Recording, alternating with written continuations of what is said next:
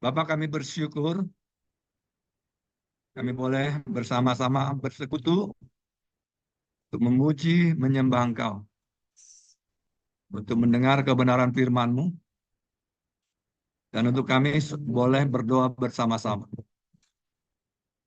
Urapan-Mu turun, supaya kami memahami apa yang sudah Engkau kerjakan di kayu salib, dan dengan kebangkitan-Mu, kenaikan-Mu, dan Roh Kudus yang dicurahkan, kami dibuka pemahaman tentang kerajaan-Mu yang luar biasa, tentang kedahsyatan-Mu, dan tentang keberadaan diri kami yang sudah ditebus dan dipindahkan dan ada bersama Engkau. Terang Tuhan menerangi kami, sehingga tiap-tiap kami melihat seperti yang Tuhan katakan. Kebenaran disingkapkan sehingga kami melihat wilayah, melihat dunia ini, melihat segala sesuatu dalam cara pandang yang Tuhan sudah berikan di dalam kebenaran. Kami bersorak-sorak, bersuka cita, karena Roh Kudus yang mewahyukan, menerangi mata hati pikiran kami, memberikan roh hikmat dan pengertian, roh nasihat dan pengenalan akan Tuhan dicurahkan atas kami. Telinga yang mendengar, pikiran yang diterangi, hati yang diterangi, dan pemahaman yang diwahyukan Tuhan turun atas kami semua, sehingga kami naik kepada posisi yang Tuhan kehendaki kami berada. Dalam nama Yesus kami berdoa dan mengucap syukur. Haleluya. Amin. Amin. Shalom Bapak Ibu. Shalom. Selamat malam. Shalom. Hari ini saya diberi kesempatan untuk membagikan kebenaran firman.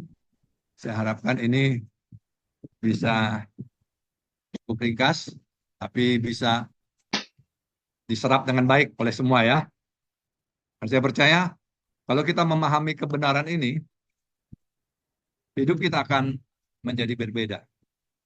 Karena firman Tuhan katakan, jikalau kamu tetap di dalam firman-Ku, kamu benar-benar adalah murid-Ku. Dan kebenaran itu akan memerdekakan kamu. Nah, kita perlu mengerti dan memahami kebenaran seperti yang Tuhan mau, bukan menurut kerangka pandang manusia. Mari kita lihat, judulnya hari ini adalah tujuan kematian dan kebangkitan Yesus. Nah, gambarnya itu adalah Tuhan Yesus dengan bola dunia. Kenapa seperti itu? Nanti saya jelaskan. Bahwa kematian, kebangkitan Yesus, kenaikan, dan pencurahan Roh Kudus itu adalah satu paket yang sebenarnya mengubahkan tatanan dunia ini. Sehingga konsep kita nanti akan berbeda menghadapi apapun, menghadapi situasi apapun, melihat segala sesuatunya. Konsepnya adalah konsep melihat Yesus yang sudah naik dan sudah ada di sebelah kanan Bapa. Oke, next. Lanjut, Pak. Oke. Next slide. Sebentar, Pak. Belum. Ada kendala?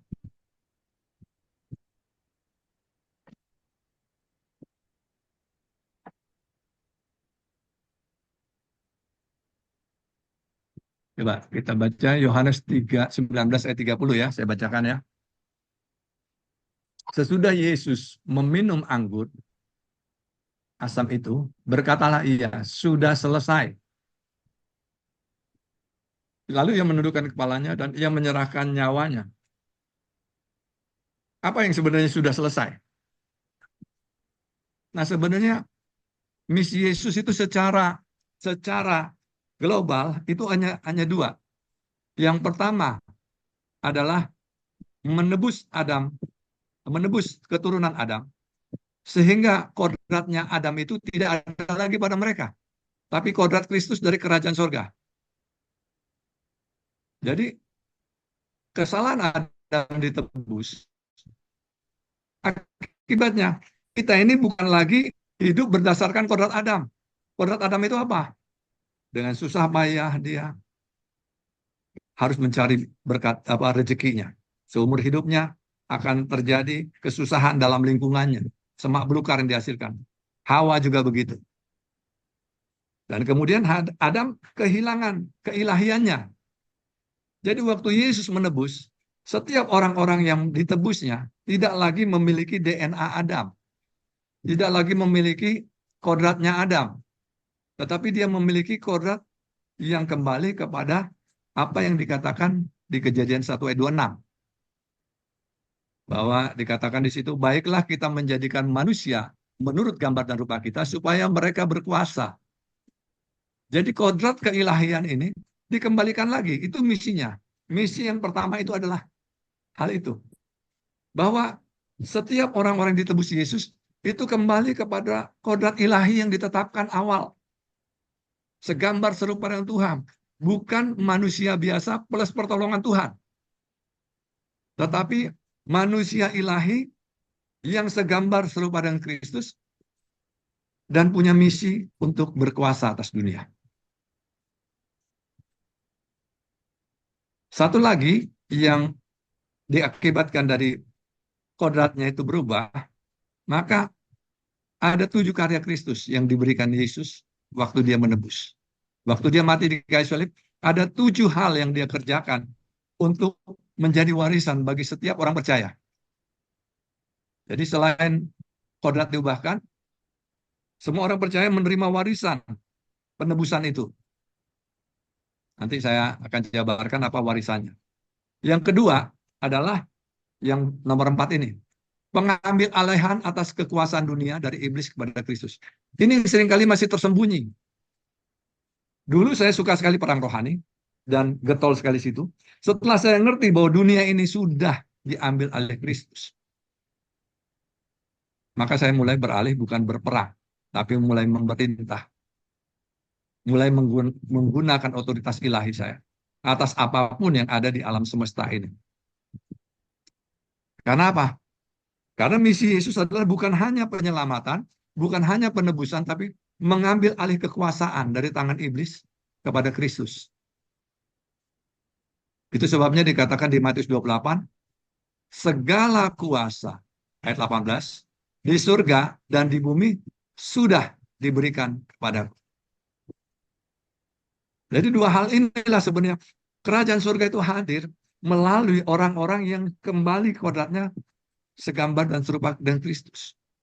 Yesus selalu bicara kerajaan surga.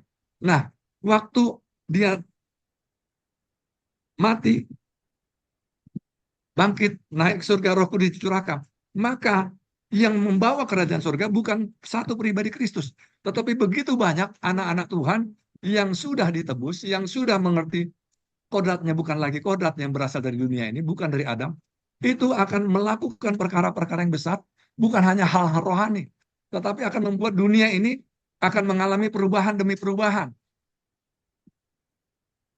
Karena apa? Karena dunia sudah diambil alih, bukan sedang diambil alih. Yesus bukan jadi raja nanti. Dia sudah jadi raja setelah dia katakan segala kuasa di bumi dan di surga sudah diberikan pada. Nah, ini 4 hal ya, penjabarannya 4 hal, tapi intinya ada 2. Bahwa kita ditebus dari kesalahan Adam, sehingga kodrat kita menjadi kodrat ilahi kembali. Bukan manusia biasa. Kita bukan manusia biasa. Kita manusia ilahi. Manusia yang sudah menjadi warga surga, memiliki DNA Kristus, dan kita sudah berhak memiliki seluruh karya Kristus. Dan Yesus kita sudah mengambil alih kekuasaan secara penuh, mutlak. Tapi ini bentuknya masih dalam bentuk dimensi roh. Next. Nah, saya bagikan tentang karya Kristus lagi. Agak naikkan, Pak. Kasih. Ini 7 karya Kristus. Saya sering kali gambarkan ada 7 karya Kristus. Yaitu kita ditebus Kristus untuk hidup dalam kekudusan. Apa itu hidup kekudusan? Itu bukan soal berbuat kudus, bukan melakukan kekudusan, tapi akar hidup kita adalah dari firman. Yohanes 17 bilang, kudusanlah mereka dalam kebenaran, firman mula adalah kebenaran. Jadi kekudusan itu bicara bagaimana kita berakar dalam firman, dan dikuduskan oleh firman, sehingga semua kehidupan kita berdasarkan firman. Kemudian kita ditebus dan mengalami karakteristik menjadi manusia baru. Kita tidak berusaha untuk diubahkan menjadi pribadi segambar serupa dengan Kristus. Tidak usah berupaya, tetapi tinggal dalam Kristus dan kemudian maka karakter pribadi, kuasa, cara pikir Kristus semuanya akan mulai termanifestasi dalam diri kita. Karena apa? Karena gennya sudah ada dalam diri kita. Karena DNA-nya ada dalam diri kita, pribadinya ada dalam diri kita. Sehingga untuk menjadi seperti dia itu bukan hal yang sulit. Selanjutnya, kita mengalami Tuhan dan kerajaannya.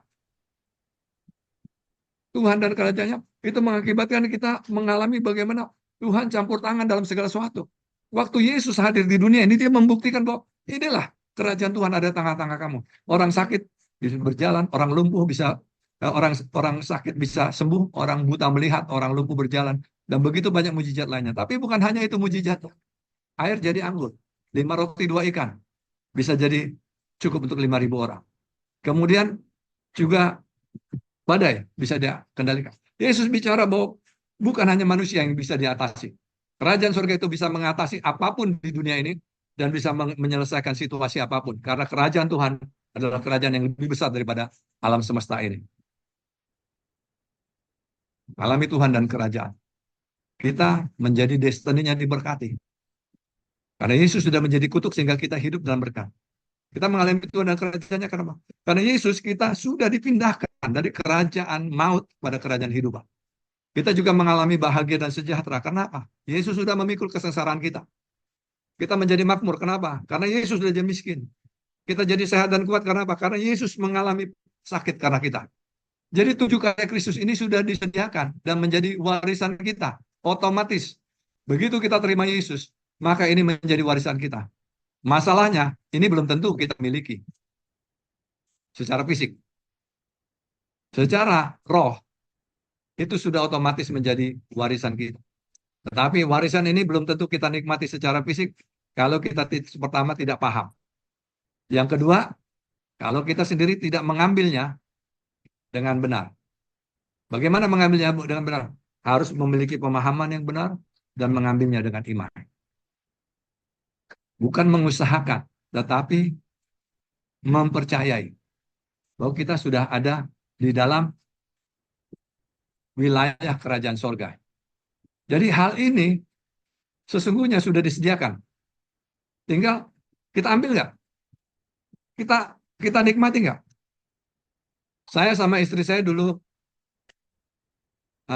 waktu orang tua masih hidup, mereka punya rumah. Begitu orang tua, laki dan perempuan, istri saya meninggal, dia memberikan warisan, yaitu rumah. Tapi warisan ini tidak bisa kami nikmati apapun dalam fisiknya sebelum itu dicairkan menjadi uang. Kalaupun yang menikmati, paling yang menikmati waktu itu ya ada layar saya lah yang tinggal di situ. Tetapi begitu itu dicairkan jadi uang, setiap kami dapat 100 juta. Nah, karya Kristus juga demikian. Warisan-warisan ini diberikan, tapi harus dicairkan. Dicairkan dengan apa? Hati percaya, mulut mengaku. Jadi, hati kita harus percaya, dan mulut kita mengakui bahwa itu sudah bagian kita. Kita harus punya satu sikap bahwa ini warisanku, harus kucairkan. Maka, dengan sikap itu, maka itu akan mulai cair. Dengan kita mulai memperkatakannya. Next. Nah, agak ke bawah sedikit, Pak. Nah, oke. Nah, waktu kita sudah tebus, maka tanggung jawab kita bukanlah lagi soal kerohanian dan peribadatan. Bukan kerohanian dan peribadatan. Bukan lagi soal hidup berjemaat. Terlalu kecil kalau Yesus mati di kayu salib hanya membentuk satu sinode. Terlalu kecil Yesus mati di kayu salib hanya untuk membuat adanya namanya orang Kristen. Tidak. Kita jangan salah konsep. Tuhan menciptakan langit dan bumi. Dan dia menetapkan Adam dan Hawa sebagai wakil dia untuk berkuasa atas setiap ciptaan. Waktu Yesus menebus seluruh manusia, dan orang percaya itu masuk ke dalam kerajaan, dia tidak pernah bermaksud hanya untuk menjadi rohaniawan-rohaniawan, atau menjadi orang-orang yang menyelenggarakan peribadatan-peribadatan. Yesus datang mengambil alih semua kekuasaan di dunia ini, supaya segala sesuatu benar-benar ada di bawah kekuasaan dia, di bawah kendali dia. Tetapi itu tidak bisa dilakukan kalau gereja, anak-anak Tuhan nggak sadar hal ini. Hanya sibuk hanya tentang kerohanian, hanya sibuk tentang peribadatan, tidak melihat skop yang sangat besar yang Tuhan sudah sediakan. Apa itu skopnya? Kalau dulu Tuhan menciptakan Adam dan Hawa, itu hanya berkuasa atas burung-burung di udara, ikan di laut, dan atas semua tanaman dan binatang. Maka saat ini bukan lagi itu wilayah kekuasaan, tapi atas seluruh manusia, wilayah, kekayaan, kekuasaan. 20 bidang pemerintahan dunia, alam semesta dan ruang dan waktu. Itu sebenarnya sudah harusnya menjadi tanggung jawab gereja Tuhan, anak Tuhan. Yesus sudah kasih contoh itu dalam skop yang ada waktu dia hidup.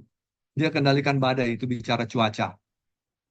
Dia kendalikan masalah kebutuhan standar pangan. Itu bicara kebutuhan-kebutuhan ekonomi. Waktu orang minta bayar pajak, dia suruh Petrus pancing, dan kemudian ada uang uang di mulut ikan. Nah, sesungguhnya kalau kita mengerti ini, maka konsep kita bukanlah ada dalam 20 bidang ini. Tapi kita harus mengerti bahwa tanggung jawab kita adalah kita mulai melihat. Mungkin bukan secara fisik kita lakukan, tetapi secara roh dulu. Otoritas ilahi yang kita punya. Kita mulai melihat situasi apa yang menjadi tanggung jawab kita. Indonesia menjadi seperti apa? Tergantung gereja Tuhan. Dunia ini jadi seperti apa? Tergantung gereja Tuhan. Bagaimana? Nah, gereja Tuhan harus mulai melihat bahwa itu adalah tanggung jawab dia. Tetapi dengan kodrat yang baru. Kodrat yang baru apa? Kodrat segambar serupa dengan Kristus, dan Kristusnya sudah memiliki otoritas penuhnya di bumi ini. Nah, saya jabarkan tentang karya Kristus, dasar kebenarannya, kekudusan. Nah, ini kuduskanlah mereka dalam kebenaran, firman-Mu adalah kebenaran, dibicara kekudusan. Next. Menjadi manusia baru. Siapa yang ada dalam Kristus, ia adalah ciptaan baru. Yang lama sudah berlalu, sesungguhnya yang baru sudah datang. Kodrat kita itu sudah baru. Tinggal yang baru itu dimunculkan, yang lama jangan dipakai lagi. Apa itu yang lama? Warisan Adam. Warisan Adam, manusia lama, manusia yang hanya manusia biasa, dan pertolongan Tuhan. No way, tidak lagi. Kita sudah manusia ilahi, sudah manusia baru, manusia yang memiliki DNA Kristus, yang tinggal menghidupi Kristus yang ada dalam dirinya. Dan inilah yang akan beroperasi. Jadi yang lama itu adalah genetika Adam dan Hawa yang kita warisi dari nenek moyang kita. Itu sebabnya dikatakan 1 Petrus 1 ayat 18, kamu ditebus dari cara hidup yang sia-sia, itu bukan emas dan perak, tetapi dengan darah yang mahal. Dari cara hidup, dari kodrat, dari takdir, dan keberadaan, hidup kita sudah beda. Sesungguhnya kalau ini dipahami, anak Tuhan nggak perlu bergumul, tidak perlu berjuang, tidak perlu bersusah payah. Tinggal saja dia tinggal dalam Kristus, dan dia lakukan apa yang Tuhan mau. Kerjakan apa yang Tuhan kehendaki. Maka itu semuanya akan dilihat. Kebahagiaan, damai sejahtera, sukacita menjadi bagian dia. 2 Korintus 5 ayat 15 katakan, dan Kristus telah mati untuk semua orang, supaya mereka yang hidup tidak lagi hidup untuk dirinya sendiri, tapi untuk Dia yang telah mati dan telah dibangkitkan untuk mereka. Seperti apa Yesus punya tujuan hidup? Yohanes 4 ayat 34, dia bilang begini, makananku ialah melakukan kehendak Bapa, Dia yang mengutus aku dan menyelesaikan pekerjaan. Waktu kita jadi manusia baru, hidup kita sudah memiliki DNA Tuhan, DNA Kristus, dan hidup kita hanya untuk menyenangkan hati Tuhan. Itu manusia baru. Apa yang menyenangkan hati Tuhan? Bukan peribadatan tok. Bukan soal melakukan pengembangan tok. Kenapa begitu? Saya sudah ada dalam ranah itu waktu saya ada di Bunga Mayang. Terus Tuhan mulai bukakan. Kamu mulai harus bentuk tim, pasukan. Waktu itu saya pindah Bandar Lampung, dan kemudian utus mereka kemana-mana. Untuk bangkitkan anak-anakku untuk ngerti tugas tanggung jawab mereka. Waktu itu, setelah itu terjadi, saya mulai bangun tim. Ada 5 full timer waktu itu. Kemudian kita mulai utus mereka. Mereka mulai melatih, mencetak orang, dan termasuk kami masuk ke kepolisian, masuk kepada obor berkat Indonesia. Kita melatih orang-orang di situ. Dan mereka diberkati dengan kebenaran yang dibagikan. Bahwa kita punya gambar dan rupa Tuhan. Kita kembali menjadi segambar serupa dengan Tuhan dan berkuasa atas dunia ini. Terjadi banyak perubahan. Waktu kita mengerti bahwa apa yang Tuhan inginkan, arahan demi arahan yang Tuhan suruhkan, dan kita berjalan, itu sebenarnya hakikat kita anak Allah itu begitu. Roma 8 ayat 14 bilang, semua orang dipimpin roh Allah adalah anak Allah. Sebenarnya sederhana. Kalau kita belajar dengar suara Tuhan, lakukan apa yang Tuhan mau, kita akan dapat arahan-arahan baru dari Dia. Arahan yang seperti yang Tuhan mau. Hari demi hari Tuhan sedang mengajar kita untuk apa yang menjadi isi hatinya akan makin nyata, dan makin nyata. Dengan cara apa? Dengar, lakukan. Dengar, lakukan. Dengar, lakukan. Itulah yang Yesus lakukan. Seperti apa sih cara hidup Yesus? Yesus bilang, aku nggak bisa melakukan apa-apa kalau bukan Bapa yang kerjakan. Anak tidak dapat mengerjakan apapun kalau bukan Bapa yang menunjukkan. Yesus sangat bergantung pada Bapa. Sesungguhnya seperti itulah kita harusnya. Kita harus tanya Bapa, apa sih yang kau mau Bapa? Apa yang kau inginkan dalam hidupku? Maka kita akan melihat bahwa arahan demi arahan itu akan membawa kita kepada hal yang lebih besar lagi yang Tuhan inginkan. Jadi manusia baru ini bicara gen Yesus, DNA Yesus itu benar-benar hidup kepada di dalam kita. Pikiran kita menjadi pikiran Kristus, perasaan kita perasaan Kristus. Hati kita, tindakan kita, perbuatan kita, cara pandang Kristus. Itulah manusia baru. Caranya bagaimana? Bangun hubungan dengan Tuhan, dengar apa yang Dia katakan, dengar apa yang Dia suruhkan, dan lakukan sesuai dengan apa yang Tuhan tunjukkan pada kita. Next, lanjut.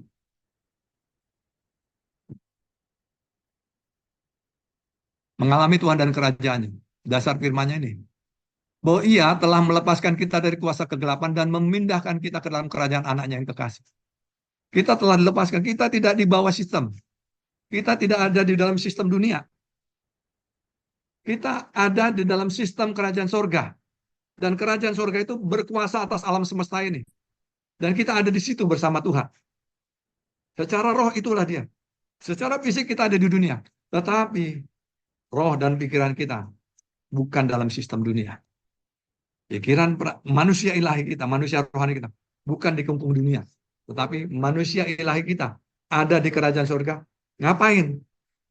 Bersama Kristus kita melepaskan firman keputusan-keputusan yang akan semuanya dilepaskan di dunia ini. Dan akan menjadi dasar untuk dunia bergerak seperti yang Tuhan kehendaki melalui kita. Di dalam Dia kita memiliki penebusan kita, yaitu pengampunan dosa.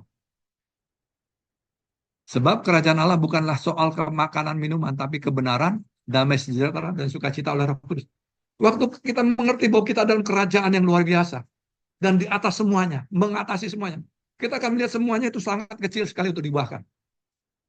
Kemarin waktu Trump itu bikin yang aneh-aneh, hati saya marah. Trump itu bikin yang pajak itu dinaikkan semua. Dan saya lihat situasinya. Ini bisa membuat ekonomi kacau balau. Dan itu akan membuat orang-orang akan mengalami penderitaan gara-gara kenaikan harga dan lain sebagainya. Saya tiap malam kita bikin Zoom jam 8. Saya kumpulkan anak-anak rohani saya dari berbagai tempat dan tim yang di Bandar Lampung untuk kita mulai mengayomi yang namanya 4 aspek 20 bidang ruang dan waktu. Kita lihat.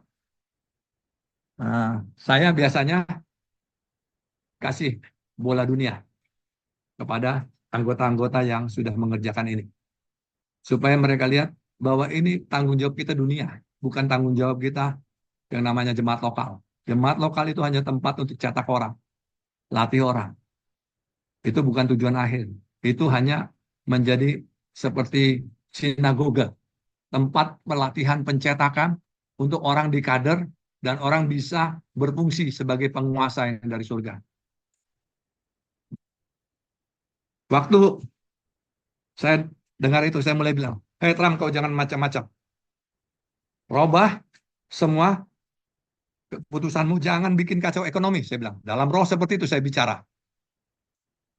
Apa yang terjadi? Besoknya, berita yang terkini adalah Trump menunda keputusan untuk menaikkan pajak 3 bulan ke depan. Cuma dia hantam-hantamannya sama Cina aja. Otomatis negara lain tidak terlalu terpengaruh, masih ada waktu untuk 3 bulan ke depan. Waktu zaman-zaman HTI masih merajalela dulu.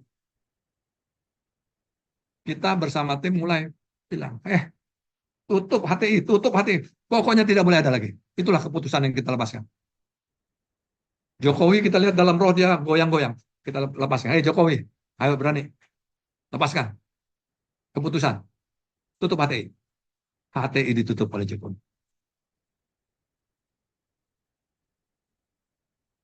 Kalau tidak ditutup, itu akan bisa menjadi penyakit kronis yang akan merongrong Indonesia dan anak-anak Tuhan.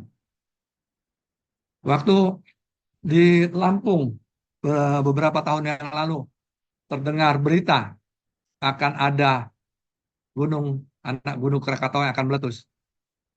Saya digerakkan Tuhan untuk tiap pagi, Roh Kudus gerakkan hati saya. Tiap pagi kami persekutuan di dekat pantai, di ruko yang dekat pantai. Jadi kalau ada tsunami, itu yang paling kena duluan kita. Tapi Roh Kudus suruh saya itu dan kumpulkan orang-orang yang sudah ngerti tentang konsep pemerintahan Kristus, mulai deklarasikan bahwa anak gunung Krakatau tidak boleh meletus dan tidak boleh mengakibatkan tsunami di Lampung. Kita lakukan itu. Orang-orang beberapa kali itu naik ke tempat yang lebih tinggi di daerah situ. Karena mereka dengar berita-berita yang membuat mereka heboh. Tapi kami tetap lakukan dan kemudian pada akhirnya terjadi pun letusan sedikit, itu yang kena Banten. Waduh, saya bilang salah juga kita. Kita tidak cover Banten. Jadi ada banyak hal yang kalau kita pahami fungsi dan posisi kita sebagai wakil Kristus yang sudah berkuasa akan menentukan masa depan dunia dan kondisi-kondisi alam semesta. Ekonomi akan bergantung pada kita. Bagaimana kita bicara ekonomi ini supaya bagus, tidak mengakibatkan kesengsaraan. Lingkungan hidup supaya bagus, tatanan-tatanan segala bagus. Bagaimana caranya? Iya, di dalam roh dengan kita mulai berkata, memerintahkan. Seperti Tuhan menciptakan langit dan bumi, dia berkata, jadilah terang. Seperti itu yang Tuhan ajarkan, bahwa kerajaan Tuhan itu penuh dengan otoritas dari perkataan Tuhan. Amin. Tuhan Yesus hidup di dunia ini, dia dengan sepatah kata saja menyembuhkan orang sakit. Dengan sepatah kata dia membuat badai diam dan tenang. Itulah prototipe pribadi yang dari surga. Kita ini duplikatnya dia, yang juga melakukan hal yang sama. Cuma wawasan kita jangan sempit dalam gereja lokal saja. No way. Wawasan kita harus melihat dunia ini, alam semesta ini, seluruh tatanan ini, tanggung jawab kita. Karena kita bukan dalam sistem dunia. Kita berada dalam kerajaan surga yang mengatasi sistem dunia. Next, lanjut.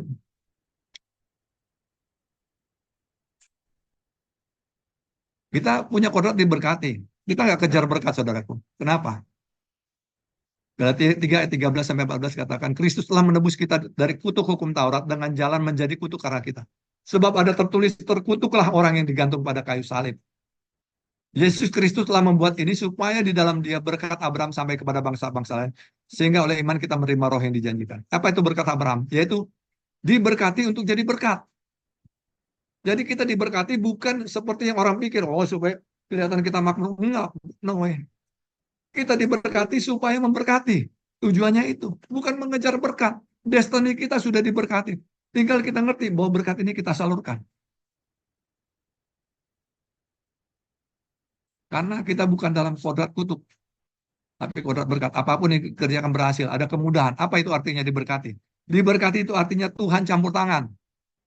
Sehingga ada kemudahan, yang jauh dibikinnya dekat, yang susah dibikinnya gampang. Yang berliku-liku dibuatnya jadi lurus. Itulah namanya diberkati. Ada campur tangan Tuhan dalam hidup kita, sehingga segala sesuatunya itu menjadi lebih mudah dan tidak dalam kesulitan dan susah payah. Lanjut. Ini penjabaran karya Kristus ya. Kata Abraham, lewatin aja. Ya. Lanjut lagi, Pak. Nah, kita bahagia dan sejahtera. Kenapa? Karena Kristus, kalau Yesaya 53 katakan, dialah yang menanggung kesengsaraan kita.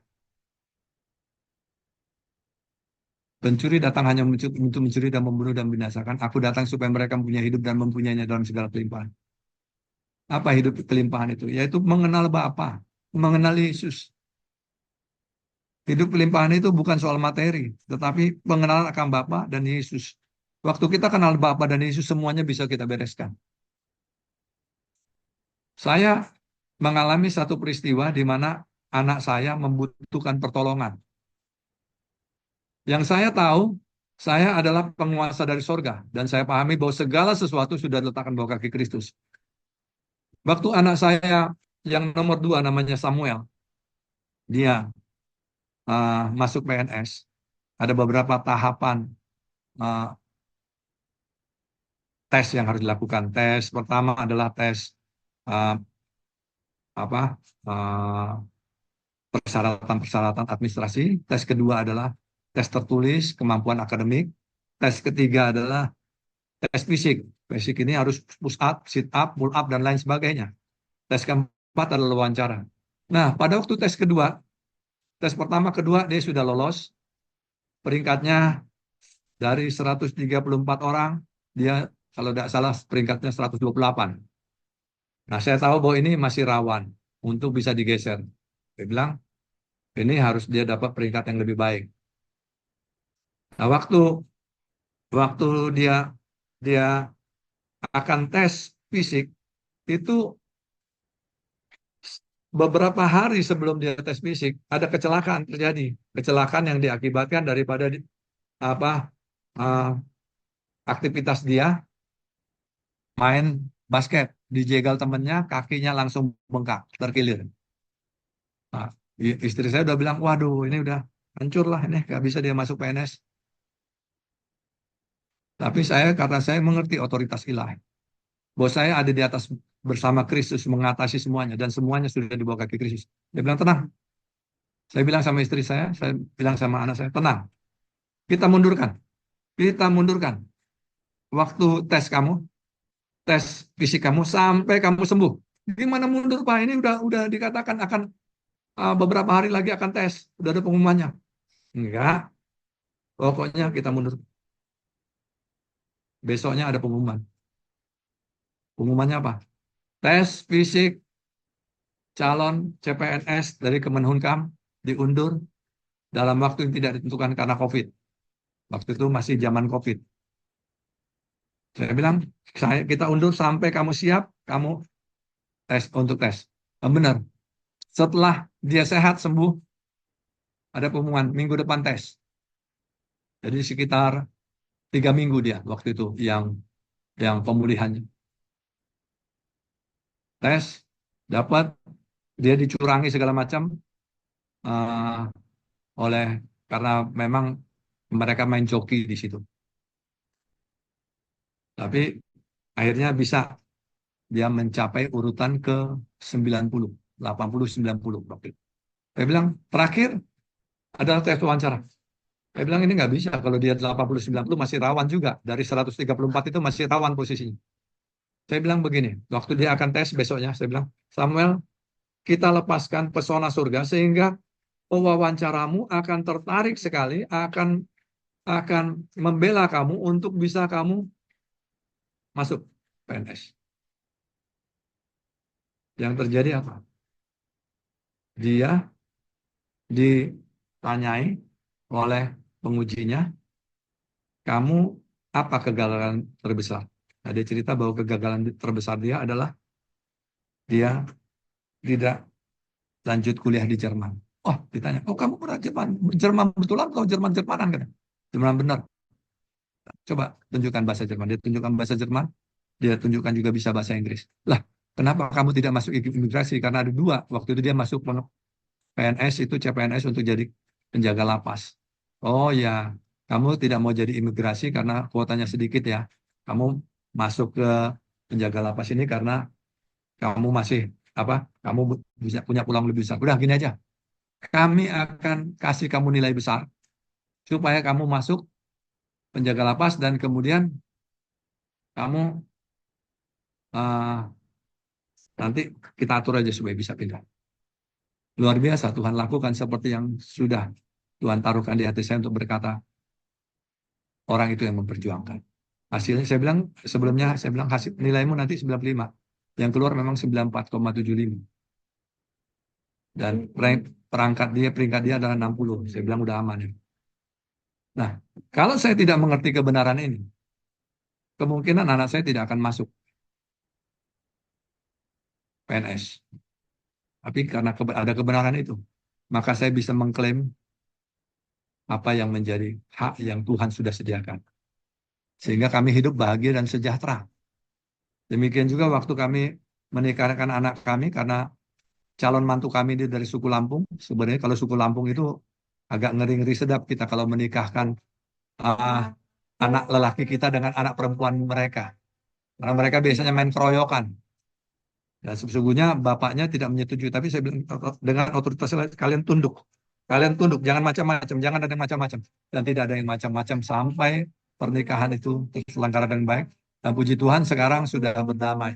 Tadinya karena mantu saya sudah terima Yesus, orang tuanya, bapaknya terutama, mengatakan tidak akan mau lagi diakui sebagai bapak. Tapi setelah kelahiran anak yang anak cucung saya ini, mereka berdamai. Dan puji Tuhan nanti ini Injil pasti diberitakan ke sana dan mereka akan dituai.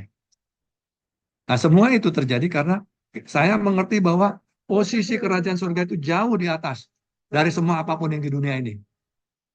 Next, lanjut. Sehat dan kuat. Dia sendiri telah memikul dosa kita dalam tubuhnya di kayu salib, supaya kita yang telah mati terhadap dosa, hidup untuk kebenaran. Oleh belu-belunya kamu sudah sembuh.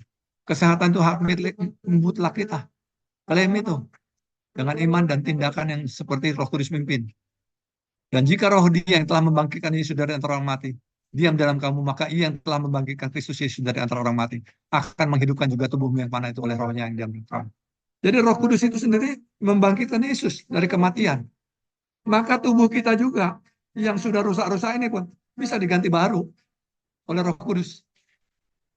Ini kebenaran yang harusnya memerdekakan kita. Dengan kematian, kebangkitan Yesus, kita akan mengalami kesehatan ilahi. Next, lanjut. Makmur. Dasarnya adalah Kristus telah menjadi miskin supaya kita menjadi kaya. Tujuannya apa? Supaya kita berlimpah dalam berbagai kebajikan. Membagi, memberi. Next, lanjut. Nah, ini topik pengambil alihan atas dunia dan segala isinya. Yohanes 12 ayat 31 dikatakan Tuhan Yesus bilang, sekarang berlangsung penghakiman atas dunia ini. Sekarang juga penguasa dunia ini akan dilempar keluar. Nah, ini bicara waktu Yesus belum disalibkan. Tapi waktu dia sudah disalibkan dan dia sudah bangkit, dia bilang, segala kuasa di surga dan di bumi sudah diberikan kepadamu. Jadi tidak perlu ada lagi peperangan rohani. Kalau peperangan rohani itu bicara kita, itu masih setara dengan iblis. Saudaraku, saya mau bilang, karena bapak-bapak, ibu-ibu pendoa, dan juga pemimpin. Jangan salah konsep. Kita tidak lagi perang sama iblis. Iblis itu tidak punya hak atas dunia ini. Saya mau tegaskan. Bahwa iblis tidak punya hak atas apapun di dunia ini. Yesus sudah berhak penuh.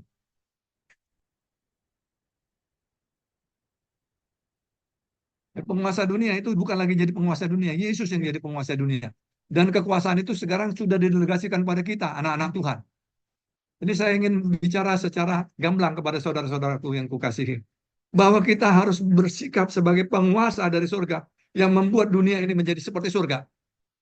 Jangan lagi biarkan bola liar iblis itu merajalela kemana-mana dalam bentuk apapun. Sekarang kita harus mulai katakan stop, diam, tenanglah. Seperti Tuhan Yesus memerintah atas badai. Dia tidak biarkan angin dan air itu menjadi liar.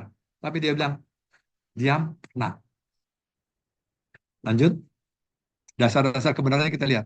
Kenapa dunia diambil alih?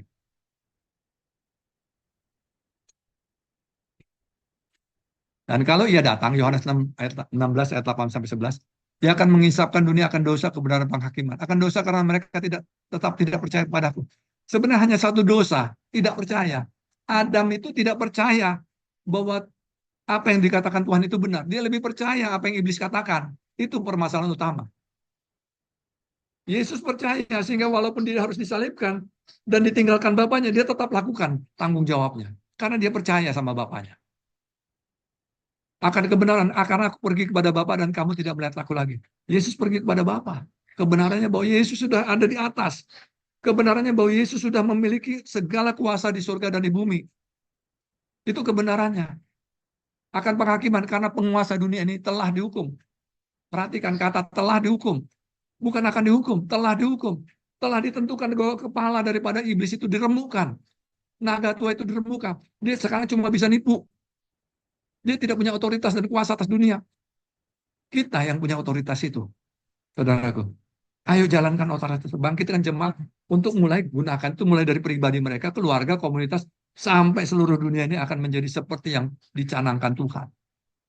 Kita nggak sedang berjuang, kita tidak sedang berperang terhadap iblis. Kalau perang itu pasti ada yang luka, bisa menang, bisa kalah, bisa seri pada perang. Tapi kalau kita memerintah, ya kita sudah di atas semuanya. Itu posisinya. Next, lanjut. Perhatikan Ibrani 2 ayat 14-15. Karena anak-anak itu adalah anak-anak dari darah dan daging, maka ia juga menjadi sama dengan mereka dan mendapat bagian dalam keadaan mereka. Supaya oleh kematiannya ia memusnahkan dia, yaitu iblis yang berkuasa atas maut. Jadi supaya iblis itu tidak lagi merajalela dan berkuasa atas dunia ini, bikin kerusakan-kerusakan. Karena pencuri itu datang mencuri, membunuh, membinasakan. Habisi pencuri. Kita harus melihat bahwa iblis itu mencoba mengobok-obok semua alam semesta ciptaan Tuhan. Manusianya, kekayaan, kekuasaan, wilayah, 20 bidang ruang waktu. Bukan hanya kita bicara tentang peribadatan, tapi jauh lebih besar lagi tanggung jawab kita. Bahwa dunia dan alam semesta ini harus seperti Bapa kita mau. Kitalah pangeran-pangeran, putra-putri mahkota kerajaan surga yang mengendalikan dunia ini. Supaya nggak ada lagi maling-maling itu berkeliaran di dunia ini. Supaya pertobatan, lawatan terjadi. Kebahagiaan terjadi, kemakmuran terjadi, kesehatan terjadi. Seluruh karya Kristus itu bisa dinikmati oleh semua ciptaan di dunia ini. Dengan jalan demikian, ia membebaskan mereka yang seumur hidupnya berada dalam perhambaan oleh karena takutnya kepada maut. Iblis menakut-nakuti dengan maut di dalam keuangan, maut dalam kesehatan, maut dalam bentuk apapun. No, kita berkuasa atas maut. Yesus kita sudah menelan maut itu. Dia bangkit dan kuasa kebangkitan itu ada pada kita. Kita bisa menelan apapun yang nggak benar di dunia ini, sehingga kegelapan itu kita telan menjadi ada terang. Hal-hal yang buruk kita ubahkan menjadi baik. Dengan apa? Otoritas ilahi yang kita punya karena kita memiliki DNA Kristus. Next, lanjut. Untuk inilah 1 Yohanes 3 ayat 8b. Untuk inilah anak Allah menyatakan dirinya, yaitu supaya membinasakan perbuatan iblis. Yesus bukan hanya memusnahkan iblis, tapi membinasakan perbuatannya. Kalau dia di dalam kita, itu akan sama. Banyak kita mengutip Matius 28, itu hanya ayat 19. Karena itu pergilah. Padahal ayat 19 itu didasarkan ayat 18. Karena itu, karena apa? Yesus mendekati mereka dan berkata, kepadaku telah diberikan segala kuasa di sorga dan di bumi. Karena itu pergilah, karena semua kuasa di surga dan di bumi sudah diberikan padaku. Pergi jadikan bangsa muridku, cetak muridku.